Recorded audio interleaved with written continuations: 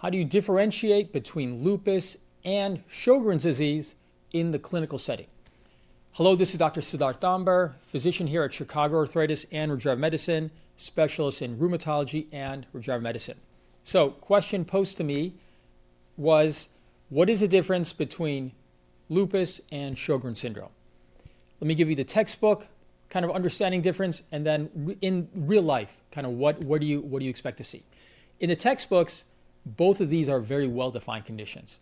Lupus is a diagnosis where there's some very specific antibodies, and there's various different types of organs that can be affected. And if you have 4 out of 11 of those criteria, you can be diagnosed with lupus. Sjögren's, on the other hand, is a condition that has very prominent dryness symptoms, including of the eyes and mouth, some classic antibody testing, some classic salivary gland biopsy testing results as well, and can also affect various organ systems as well outside of the salivary glands. So both of these can be significant conditions that have very well-defined antibodies that can be positive in those patients, that can also have very significant organ findings as well. So in the textbooks, these are considered separate conditions. In reality, there's actually a lot of crossover, overlap. Sometimes patients have features of both. Sometimes they have maybe mainly features of lupus with a touch of Sjögren's, or maybe they have Sjögren's that is as severe as what you see in lupus. In the textbooks, you typically think of your average lupus patient as having more severe disease than your average Sjögren's patient.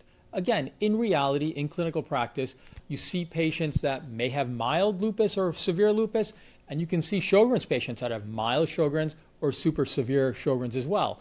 So in real clinical practice, there is overlap, there is some similarity, and there's a range of degree of these conditions. When it comes to treatment, lupus does have some very specific treatments that are approved for it. Sjögren's, we are generally borrowing the treatments that we utilize for lupus or rheumatoid arthritis. That is hopefully changing with additional clinical trials that are online right now.